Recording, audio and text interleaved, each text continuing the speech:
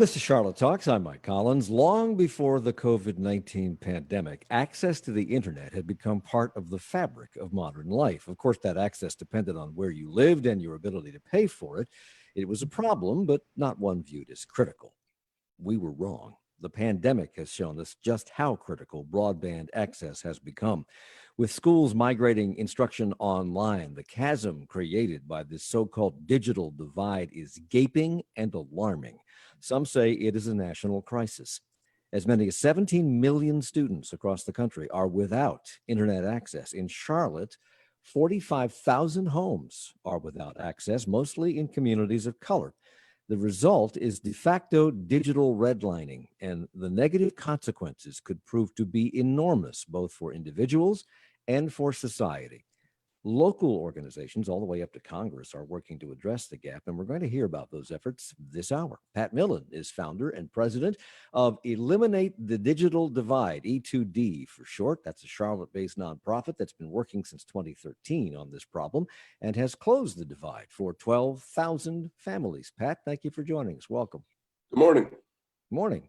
Angela Seifer is executive director of the National Digital Inclusion Alliance. She's been working on this since 1997 at the national level. And when we told Pat Millen that Angela would be one of our guests, her response was, or his response was, that's great. She knows more about this work than anybody in the country. So from Columbus, Ohio, ladies and gentlemen, Angela Seifer, welcome to the program. Thank you for having me, Mike. You're welcome. And Sonia Gant is executive director of the Charlotte-Mecklenburg Foundation, which works to generate investments to support CMS, and she joins us as well. Good morning. Good to see you again. Good morning, Mike. Glad to be here. So, Angela, let me start with you because you've been working on this, I think, the longest. You began in 1997, and in digital years, that's the Pleistocene era. Why were you even aware of this challenge back then? When I was in grad school, I had a professor who decided to ask local nonprofits how it was the university could support them, and I was his grad assistant. And one of the top answers that came back was technology with their constituents. So they wanted their constituents to be able to use technology, and they wanted to be able to communicate with their constituents using technology. And that has led me down a path of the use of what back then we thought of more as just technology. We didn't think of it as the internet. When we were building computer labs back then, maybe one computer in the whole lab would have access to the internet. And we thought that was cool that we had one. So it wasn't as if the internet was the focus back then. It was, can you create your resume? Can you learn how to use the Word or the Office suite, right? Use Word or Excel in order to get a job. That's more where the focus was then. Of course, the focus has changed massively since then. And now we think of it as the internet, and we think of it as essential to every day.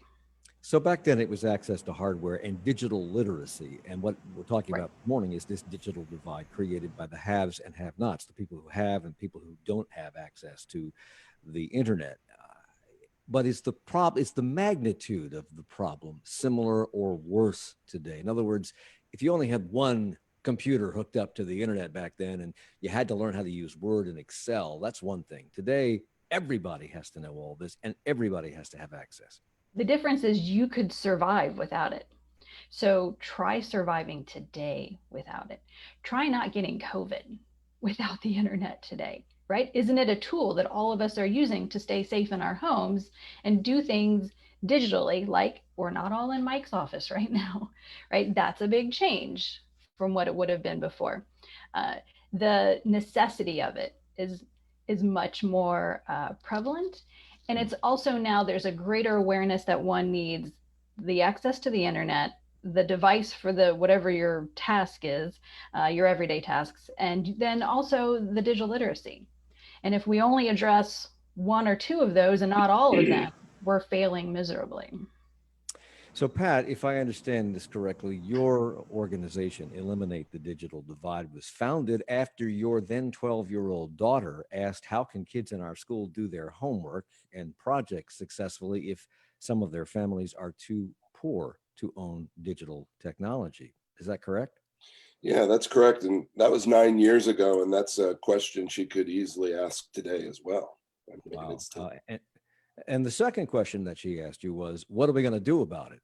Right. which I guess was the impetus for you to start doing something about it. How did all this begin? How did Eliminate the Digital Divide begin? And where has this journey taken you?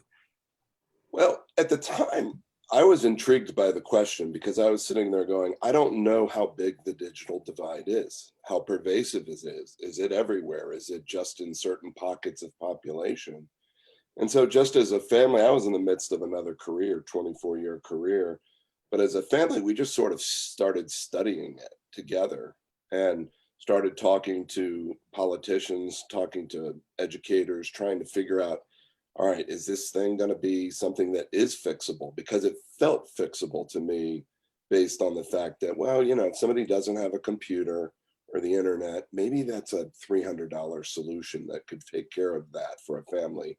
And if that's the case, we can raise that money. We can find those computers. And so we went to one elementary school and we found 54 families at one elementary school that didn't have any computers. And that was about $15,000. And I'm like, all right, we can raise that fairly quickly. But then the more we thought about it, we said, that's a good solution. A better solution would be to start doing this bigger and broader and wider. And so at the time we ended up we were asking lots of corporations, like, what do you do with your computers when you're done with them? And we happened to stumble into the best one, the local, I live in Davidson, just a couple of miles down the road from the headquarters of Lowe's. And I went to Lowe's and said, can you guys help us? And they came back and said, we can give you 500 laptops a year and they won't have anything on them. You'll have to find software and you'll have to figure out how to clean them up and get them ready to go. But if you can do that, you can distribute them. And so within about 3 months of even our beginning to investigate this, we were able to eliminate the digital divide for every school student in the town of Davidson and the town of Cornelius. Wow. And so we're like, okay, that's great. What do we do now? And about that time, we went into Charlotte and started talking to CMS, and they said, what you're doing up in the northern part of the county is great, but if you're really going to impress us, you need to come to Charlotte. And I said, give us the hardest thing we can do in Charlotte. And they said, we've got some Title I high schools that need a lot of computers. And that's where we've been ever since. So Sonia, you're with the CMS Foundation, and I don't know that people know what that is, but you're not really part of CMS, although their logo kind of appears on your webpage. Explain the relationship between the two organizations. I think it helps to think of us. I always metaphorically use the term of a bridge. So we do work with Charlotte Mecklenburg Schools. We're the 501c3 independent, basically the fundraising arm of the district. That's our entire purpose, is to work with CMS leaders and figure out, where do you strategically need philanthropic support? And then I go out into the community and share the story of those needs and try to find folks who want to help us reach the goal together. So we work directly alongside CMS. I'll never be working on a project that school leaders haven't said, this is what we need. And I think if you think about the university model, I'm a proud Tar Heel graduate. And even though UNC gets public dollars, my parents' tuition money, they also have a development office that works directly with university leaders to go out and find support for programs. So that's essentially what we're doing for our public schools in Mecklenburg County. So as I said at the very beginning, access to the internet was a problem long before the COVID-19 pandemic. But from CMS's point of view, Sonia, and from school systems around the country's points of view, what has this education online only paradigm done to the urgency of all of this? You know, I think teachers, and Angela touched on it, teachers have known this has been an issue for a while. And Franny, Pat's daughter, was referring to that homework gap. They've known that we assign students work that requires them to be able to get on the internet. And fortunately, students have had to be resourceful. They could go to libraries. Sometimes they were going to community centers or restaurants. But what COVID did is really take it up a notch, because now not only are you having problems doing your homework, but when instruction is taken online, now that means you're not even able to access the back and forth that we want you to have with your teacher without having it. So I think it amplified it 10 times over, especially when you consider In March, when school buildings closed, libraries were also closed, community centers were closed, other places that students might go to access the internet, they were all closed as well. So it's increased, I think, our knowledge of it. Angela. In the pre-COVID era, it was considered to be okay that the kids would need to go to the library or to a McDonald's to do their homework. It was not okay then, right? What COVID did is exposed that that's not okay, that we can't say, and this was really killing me when the Band-Aid solution at the beginning of COVID was, let's put Wi-Fi in parking lots. Do not tell me that that child should do their homework in the parking lot. Well, there was a picture on the news the other night of these two young kids. They were probably 8 years old, sitting with their legs crossed with their laptops open on a sidewalk, and an employee of a fast food restaurant was leaning over into them because they were sitting outside the fast food restaurant so that they could use that restaurant's Wi-Fi. In the United States of America, that seems to me to be absolutely unequivocally unacceptable. It is a huge failure. Yeah, So and we have to look not at at all rare. No, it's not at all rare, right? And so where did the failure come from? I think is an important question. So the question here to me is obviously initially getting the equipment to people, getting the software on that equipment was a challenge, but an affordable one, because whereas computers used to cost $5,000, you can go to Best Buy now and buy a brand new one for $300, and you can buy a used one for practically nothing. And you've been able to, Pat, help from Lowe's picking up the tab on, I think, what, 2/3 of it, have been able to raise a lot of money and spend it very wisely. How do you then get the internet access? Because without that, these are just entities unto themselves. Nobody loads on the Microsoft Encyclopedia anymore. You have to have access to the internet. So, Angela, that's the big challenge, right? It is a huge challenge, but I should also know, why is it such a big challenge? Okay, so it's a big challenge because in the United States, purchasing broadband service for your home is a commodity. It's not a utility. It's very lightly regulated. There's no price controls. And so even though the infrastructure exists from multiple providers in the Charlotte area, it is expensive. And we don't have the digital skills sometimes to be able to use it. So why would you purchase something expensive that you're not sure is really even you're not sure how to make the most out of it? So we have to fix that cost issue. Unless we think that the internet service providers are going to all be like, sure, regulate us. No, that's not going to happen. Then our other alternative is finding more sources of broadband locally so that there's more competition to drive down the price, and that there needs to be a subsidy. Somebody needs to be paying for broadband internet. We do need to drive down the price, but that only gets us at affordable for middle income folks. It doesn't get us to affordable for low income folks. That's where the subsidy becomes essential. But can I add to, like, you all are lucky that you have E2D. You know how many areas have nothing like E2D? And the only reason E2D exists is because of Pat and Franny, right? Like, that's insane that other areas have nothing in terms of how do we get these low cost devices. Speaking of E2D, Pat, one of the things that you've been successful in doing is getting equipment through the help of a partner, a corporate partner. And I'm going to ask when we come back from the break, what success, if any, you've had with a corporate partner in providing the internet part of this. But that has to wait till after this at Charlotte Talks. Support for Charlotte Talks comes from WFAE members and Taylor, Richards & Conger, featuring modern dress and casual clothing for men and women at their Phillips Place shop, now introducing online shopping for women. More at trcstyle.com. And Myers Park Baptist Church offering a full-day elementary program for CMS students K through 5, starting September 10th at the Cornwell Center. Details about registration at cornwellcenter.org. Tomorrow's Friday. That means the local news roundup. North Carolina moves to phase 2.5, as the governor is calling it. Gyms, playgrounds, museums can now open. Colleges and universities around the state are experiencing more COVID outbreaks. Area sports teams are stepping up to allow their venues to become early voting locations. And CMS says no layoffs, but they will not be hiring psychologists or social workers. Our roundtable of reporters has details on those and other stories tomorrow on this program at 9. More Americans than ever have been freed from the daily commute, but are we any more productive working from home? Americans can seem driven to always do more, but does that take away from the work that matters most? This moment has brought renewed attention on what we've neglected to care for and repair. How unproductive is the urge to be so productive? That's next time on 1A.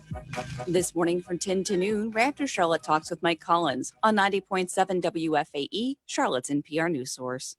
It's Charlotte Talks on listener funded 90.7 WFAE and 90.3 WFHE. I'm Mike Collins. Sonia Gant is with us, Executive Director of the CMS Foundation. They raise money for the school system. Angela Seifer is Executive Director of the National Digital Inclusion Alliance, which has been in existence for quite a while now.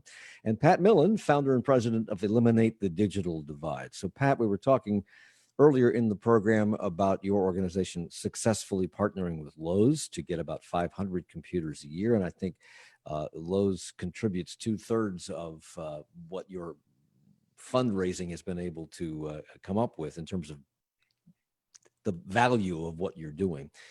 What about internet access providers? We have AT&T, we have Spectrum, we've got the various digital mobile phone companies, et cetera. Have you had any success? Have you approached any of these companies to encourage them to be generous corporate partners and provide access to the internet to people who don't have that access, particularly if they have a young person in school? So we certainly know all of them individually, locally, and work with them, and recognizing that a company the size of Spectrum, Charter, or AT&T, the decisions are not being rendered locally for sure. In fact, that's a big part of what Angela's job is to be advocating at the national level there. But what is important to realize is that each one of the providers has some sort of a low cost plan, but they don't necessarily make it easy to get it. Okay, the plans are very, very different. You have to jump through different hoops to be able to get that done. What we try to do is work with every family that gets a computer to make them aware of what are the low cost possibilities where you are. And just as a quick thing, Lowe's actually gave us 3,500 computers last year alone. They've ramped it up a lot. But a great example is Spectrum here in Charlotte. We just got our 4th consecutive grant for them, where we provide hotspots to homeless families within the CMS, what they call McKinney-Vento homeless families. Spectrum provides these hotspots in a full subsidy for them, and it's not even their product. It's one of their competitors' products because they don't have a hotspot.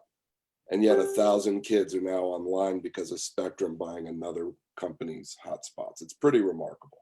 So it's good to know that there are corporate people who feel some sort of responsibility to the community in the corporate level there. But you've also said, Pat, that there are internet companies in Charlotte that are not particularly motivated to drive down certain streets and bring last mile access to every neighborhood. And that's a problem. I'm sure all of that's based on a cost benefit analysis, and it is not inexpensive to run fiber optic cable or to do whatever you have to do to get internet to every nook and cranny of Mecklenburg County and around the country. But for years, we paid, and I probably still do on our electric bills, a fee for rural electrification. Mm-hmm. And on my phone bill for years, I know that I paid for access to low-income people to have a telephone in their home.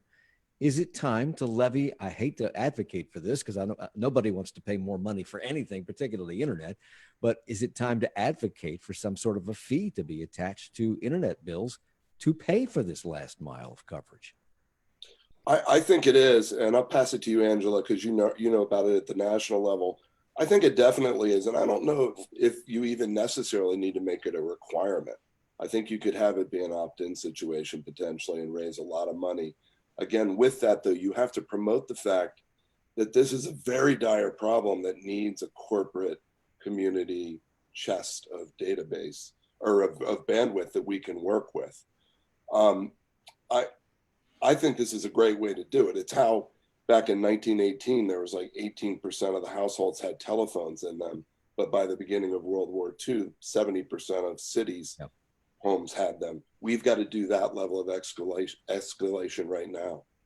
Angela, we're a capitalist and not a socialist country, and there's a big argument right now about all of that in our political sphere, and you do have to protect against whatever comes your way as somebody who needs this for their children not being abused. It's not, if this is coming to you free of charge, it's because your kids need access to the internet, not because you just bought a 4K TV and you need high-speed access to feed the stream.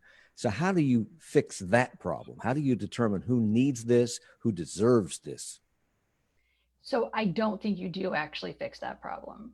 I think if they want to watch Netflix, it's not taking away, if you're already covering the cost of the internet for another purpose, because you want it there for the kids' education, you want it there for the parents too. And this is another soapbox I get on. Kids don't live alone. So we cannot only worry about the access for the kids. We need to make sure that the adults in their lives have it. We think of all the ways that we all use it, that it makes our lives easier. I don't go into my bank anymore, right? All of the ways that I'm able to communicate with my family, with my job, applying for jobs, learning new skills, learning how to fix my toilet, right? All of those things I'm doing because I'm fortunate enough to have the internet in my home. Do I also watch Netflix? Yes. But is that taking away from, is that hurting anything? No, not at all, because you're already covering the cost of the service itself. So really focusing in on the internet needs to be there. How do we get it there? And it is a huge challenge in the United States because the internet service providers control so much. So watching our policies, who can do what, who can bring in additional competition to an area. In Charlotte, your biggest providers are AT&T and Charter Spectrum. Both of them have low cost discount offers that individual families can sign up for. And so that's a huge value. I encourage, anyone who's eligible to go sign up for those low cost offers. Those two low cost offers are not what those two companies are making available via what's being called direct payer agreements. So direct payer agreements are the school system or even E2D or foundations, whoever wants to do it could, in other places can go in and say, okay, I want to pay for X number of accounts. I'm going to write you one check. And then the school system or whoever decides who it is going to get those accounts. With AT&T, their only offer, they want it to be wireless. So their discount wireline offer, can't negotiate that for a direct payer agreement. With Spectrum, for their discount offer for families who are eligible, $18 a month plus taxes takes you a little over $20 a month. Direct payer, $30 a month. Costs you more for the direct payer agreement. The $30 a month, $20 a month doesn't sound like all that much, but when you consider that some young people in the school system can't afford lunch, yes, that's a lot of money. $20 and $30 a month is a lot of money and unaffordable. It's out of the reach of the parents' ability to pay. So Sonia, is the CMS Foundation involved in some of these block purchases of internet access, and then which they then distribute to clients themselves? We most certainly are involved. Before I answer that question, I want to go back to Pat's discussion of what he was able to do in North Mecklenburg County with getting computers in those schools, because I think it's important that we really appreciate that right now, because of strategic investments made by Charlotte Mecklenburg schools to make sure that every student in school has a device that's dedicated to them, a laptop, that's helped us have half the puzzle that a lot of school districts across the country don't have. And what I mean by that is when the school doors closed, for the first time, they sent home laptops with students in 4th through 12th grade. Before that time, those laptops could only be used in the school building. So Pat's work, what that was about is getting computers into homes. There's so many of us, I think, who can't imagine our houses without a computer or without the internet. So Mecklenburg County CMS was in a great position to send those devices home. But that's when the foundation was brought in, because CMS leaders said to us, listen, we're sending the devices home, but we know they're not as useful in homes that don't have internet access. So in the spring, the CMS Foundation, thanks to 3 very generous partners, was able to raise $1 million to purchase 6,000 mobile hotspots that would provide 6 months of internet access. We began distributing them and distributed about 3,000 in the spring. We saved 3,000 for the beginning of this school year. Pat mentioned McKinney-Vento, some of our students who don't have stable housing, they were prioritized. We also went into our middle schools and elementary schools because our high schools were being covered under a different project. And there are about, we now know 5,000 of those devices that were active. But in all those numbers, I think what I want us to remember, and Angela said it, very well, are we okay with students being without? I think about my own children, and they were still doing homework at 10 and 11 o'clock at night in the safety of their own home, because for us, we were able to afford the internet, and really we see it as a basic need here, not as a luxury. And so when we talk about, one thing Angela said that I think we have to appreciate when you talk about who's using it, when you provide internet access, I think you are really providing a way for everybody in the house to be engaged. Yes, it's about students being engaged in classwork, but I don't think any of us, you can't fill out a job application right now without being able to get online and use a computer. So I just didn't want us to lose the fact that, remember, these CMS students who have devices are going to turn them back in. Pat's work is about making sure that even when they're not a CMS student, they have support and have a device to use. Pat. So I think that the cities right now that are addressing this across the country sort of the most creatively are the ones that are coming to acknowledge that providing the internet, calling it a subsidy to some people rubs people the wrong way or to appear to be taxed. But one really important way to look at this, Mike, is that from an economic driven standpoint, a study came out a few years ago that said that every kid that drops out of high school is going to have a $300,000 sort of drain on society in terms of societal costs, lack of taxes paid due to lack of productivity. So if CMS graduates 1% more of kids per year, that's $36 million over the course of those kids' lives. So one of the things, and not to mention the fact that in Charlotte, North Carolina alone, during coronavirus, there are 40,000 unfilled IT jobs, entry-level tech jobs. So these are jobs that need to be filling. These are kids that need to be educated. These are kids that are, in many cases, going to be qualified to do these entry-level jobs. We have organizations all through Charlotte, like Lake Norman and Ballantyne IT Professionals, Aparo, CATC. If we take the time now to make the investment in these kids and get them to become 21st century digital citizens, we're going to be saving a lot of money that we're going to have to pay down the road anyway. So is the cost of making sure that young people have access to computers and to the internet less to society as a whole over time than it would be if we just let them languish? Is that what you're saying? So everyone's looking at it as what happens if we let them languish? How bad is it going to be? How much are they going to lose over time?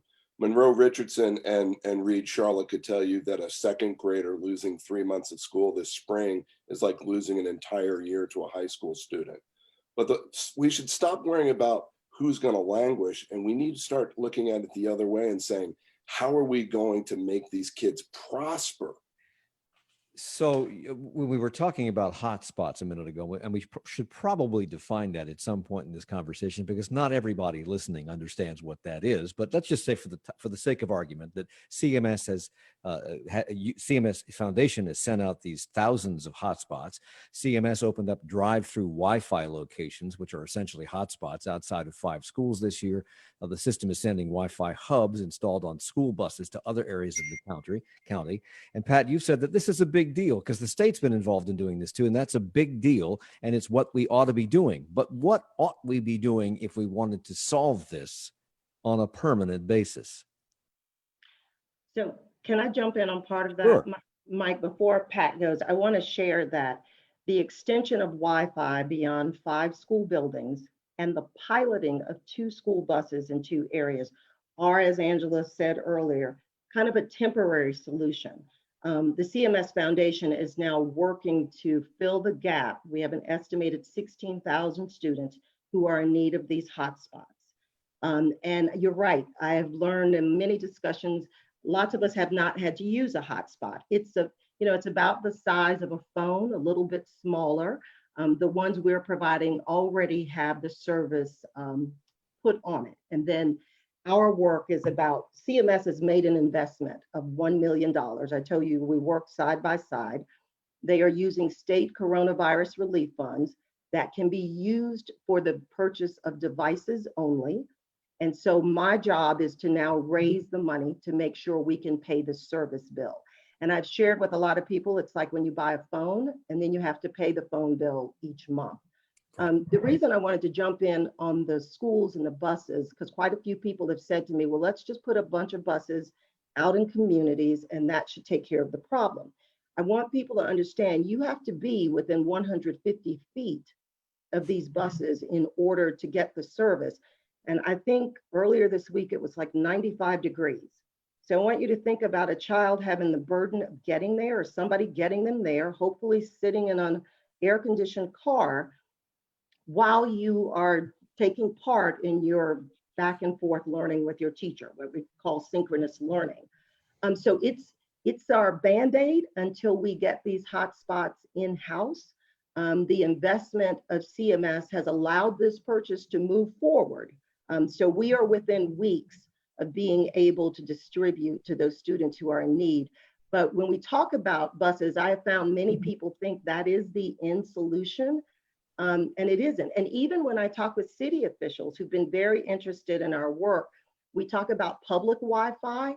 One of the messages that was really drilled into me as I talked with city officials who are trying to design better public Wi-Fi is that there are no guaranteed speeds with public Wi-Fi. And I hope we can all appreciate that while I might be able to search the internet on my phone, the data and speed that's required to be involved in classroom learning requires a certain amount of speed. And I think all of us have experienced being kicked off a Zoom call or things slowing down and freezing. It's not just about getting on the internet, it's about having adequate speed and data. Wow. There are about 45,000 households in Charlotte without internet access. It's despite these hotspots that have been put in certain places. This is happening not just in Charlotte, though, Angela. It's happening around the country. So when you're talking about, I think it was 17 million people without access to the internet, what does that mean? Does that mean we got 17 million kids sitting there at home, out of school, with no access to it? Is that what it means in 10 seconds or less? That's exactly what it means, that they are not learning and the families, the adults that they live with can't do what they need to do. We'll come back and follow up on that in just a moment. It's Charlotte Talks on WFAE.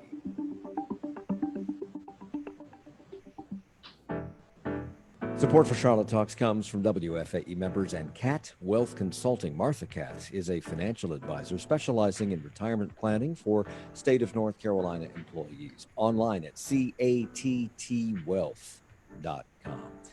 Many of us are obsessed with being productive at the beginning of the COVID-19 pandemic. Some of us vowed to make this time at home as productive as possible, but the onslaught of Zoom meetings, a lack of childcare, and economic crisis, overall fatigue, prevented us from being our best selves. Is it time to reevaluate what productivity looks like and what are the best ways for us to stay motivated?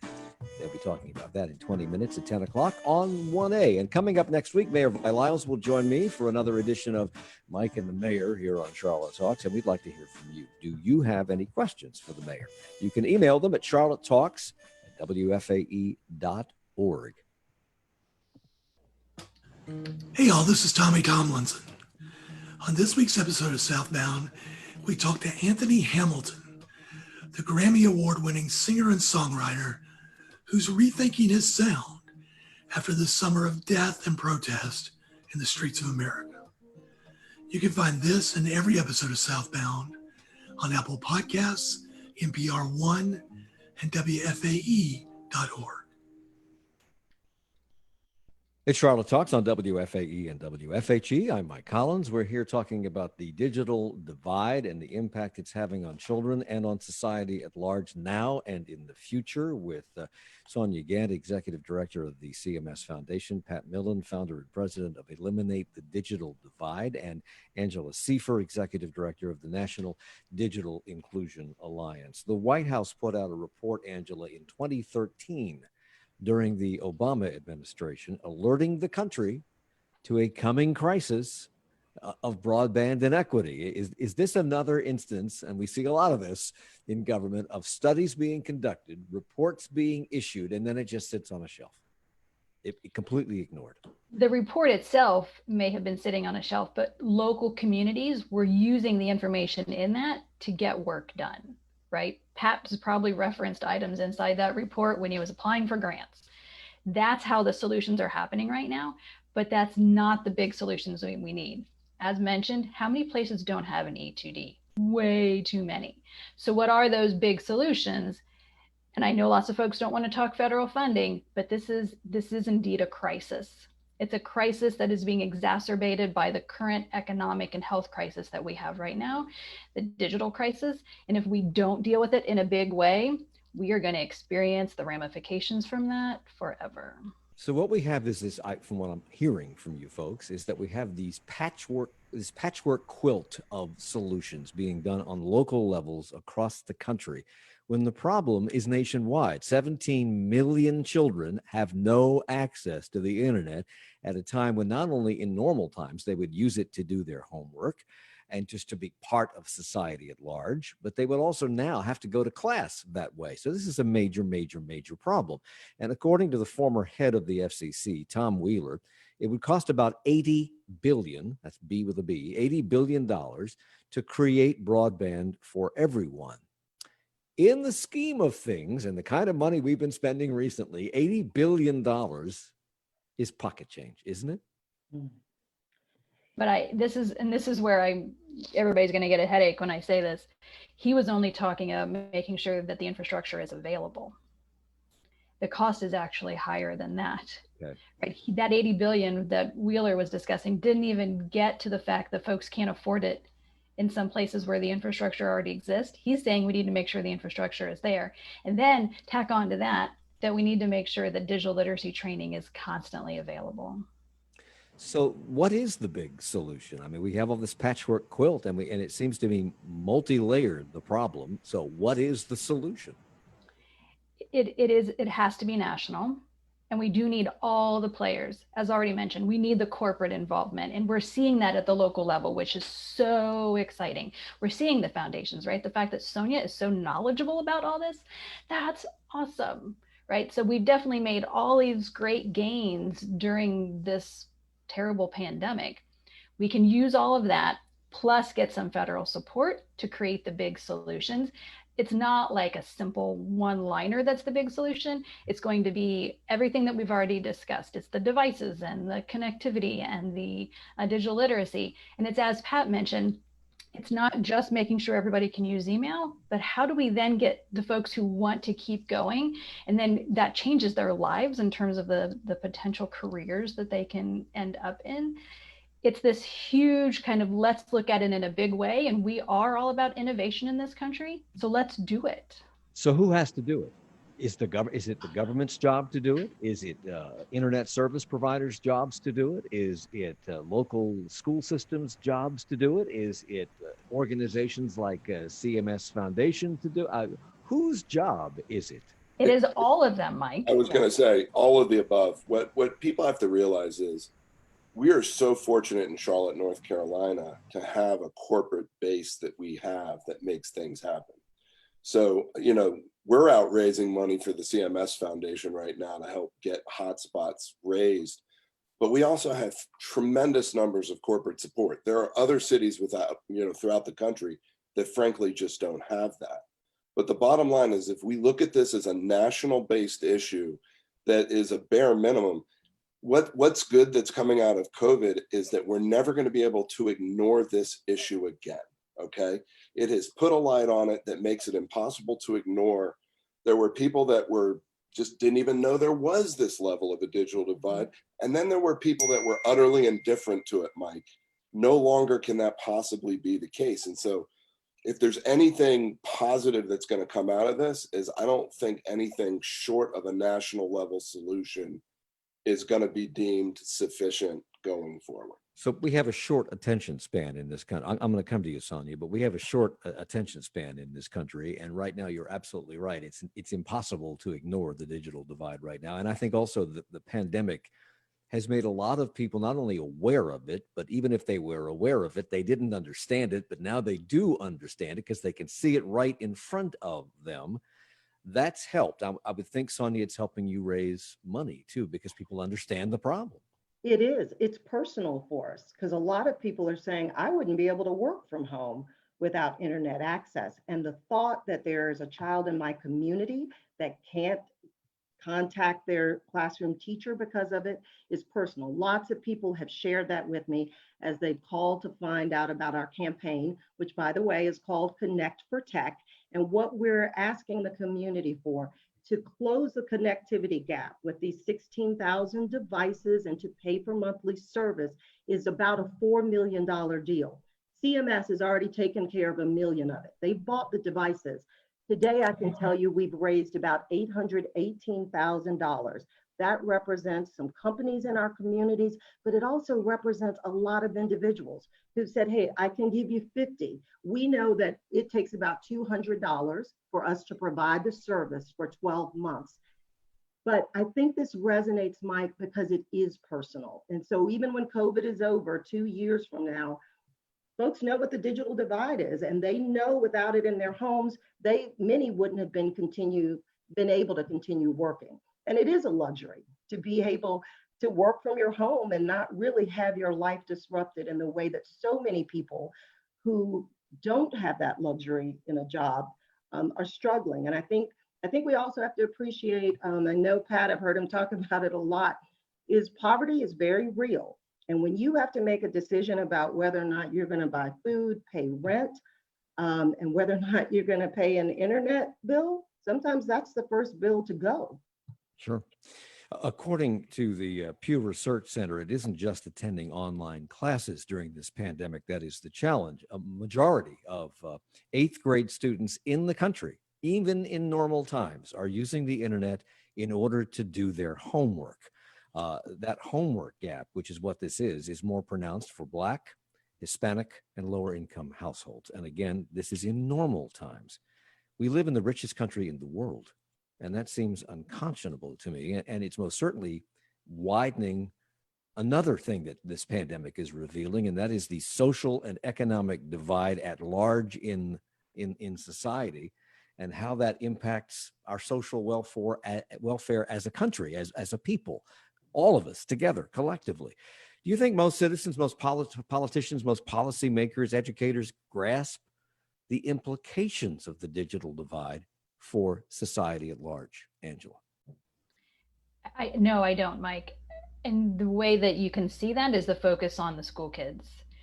Because if we understood the broader implication, we wouldn't just be talking about children. We would be talking about all of our members of society, and how it exacerbates existing inequities, right? So if you already were undereducated and you don't have access to the internet, good luck trying to educate yourself, because that's how lots of folks do it now. But also the point Pat was getting at earlier of, the idea of when everybody has something like electricity, when everybody has that thing, then it changes how we all live. It changes society. And when certain segments of the population don't have that thing, it not only draws them down, it draws all of us down. Is that, Pat, as you go around the country or go around the county, is that something that people are beginning to have a better understanding of? And given the fact that we have the social justice movement in our streets right now and have for months, and we have this access to healthcare problem, which we've had long before COVID-19, and we know that a poor people, the frontline workers, the quote necessary workers are the ones being exposed to this virus, and they are also the poorest, and they're also part of the digital divide. Is this coagulating in people's minds as a problem that really is all together? This is all intertwined. Yeah, I wish it was coming together like a very simple cookie recipe that you could make off the internet. But the truth of the matter is everything's being cobbled together sort of one element at a time. So back in April, relatively early into this, we got a call from Atrium Health saying, hey, we've got a dozen young women who are at home quarantining with their new preemie babies, and they need to be talking to their NICU nurse every single day, multiple times. Can you help them get a computer? We're talking to Sheriff McFadden and Keith Cradle at the Juvenile Detention Center in the north part of the county, and they're like, we're sending kids home. We can't send them home to the exact same thing. We need to help them find a new way to be successful. And without a computer, they realize that's not possible. So there is the schools. That's the obvious one. I've got a 10th grader downstairs right now who's in class and has been for a couple of hours. But there, as Angela said, it's school, but it's also the parents at home that have to get jobs, that have to do online banking so that they're not only getting 65 cents on the dollar at the check cashing store. The ramifications of this are universal for people that live below the poverty line. And we know that 54% of CMS's kids get free or reduced, qualify for free or reduced lunch. We know that that's a huge group, but we have to persist beyond that and make sure that the parents can get jobs, the kids can do their work. Later on, I think it'd be perfectly fine if everybody, when they're done with their work and their jobs, could go watch Netflix, but that's later. So I have referred to this, Angela, as a patchwork quilt. You have referred to it as well-intentioned, absolutely necessary Band-Aids, our approach to fixing this problem. But you've also said that some areas of the country have found long-term solutions. What parts of the country have done this, and what are those solutions? So the one that NDIA is paying really close attention to is Chicago. They formed a 4-year plan, so clearly did not view this as just an emergency situation.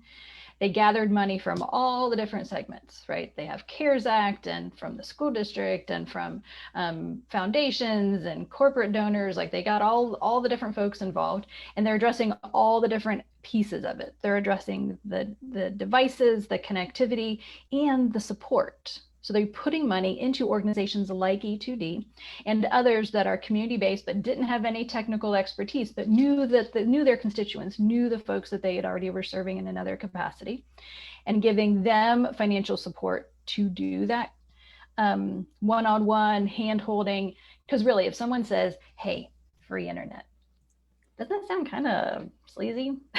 Does it sound legit? It doesn't really sound legit, right? So unless that's coming from someone that others trust, you don't necessarily trust it. And one of the benefits that they have in Chicago is they have Comcast that offers these direct payer agreements for $10 a month, $120 for the year. Compare that to what Sonia just said, about $200 for the year. So all around the country, this is the patchwork part that is messed up. Why do you all have to pay that much? And Chicago only is 120. Is there a reason beyond corporate greed or the bottom line? Is it because in Chicago, it's easier to wire a dense city with internet than it is to wire a far-flung city with suburbs and places like that? Is that part of it? No, because Comcast's doing that wherever they have service, and they're not in more dense places than the other providers. That's just a choice that they've made to do it that way. And I would say some encouragement to the other providers to do something similar is absolutely necessary. If we keep saying, okay, we'll pay the higher price over here because we can't get that deal, then we're letting them get away with it. So we have the problem of hardware, and which has been solved to a great degree by both of your organizations, Pat and Sonia. Then we have the problem of access to the internet, which is still an ongoing problem. And we have a problem of digital literacy. You can have the box and you can have the wire, but if you don't know how to use it, it's of little use to you. How big of a problem is that in this equation? Very quickly, Sonia. Well, I would say this. So we also know that when we put our user instructions on the CMS website, they are there in English and Spanish. For the new ones that are coming in, we're working with school personnel to be able to explain to each parent how to do this. I will say that digital literacy, I think the students who graduate are definitely much more digitally literate than I was coming out because they have been using these devices. But I agree in the community, and I know that Pat's organization has hosted classes in our jails and community centers. I know the YMCA has hosted several, and that's key. And it's a key piece of it. It certainly is. And the district is doing its part by providing the instructions and helping school personnel be able to walk parents through it.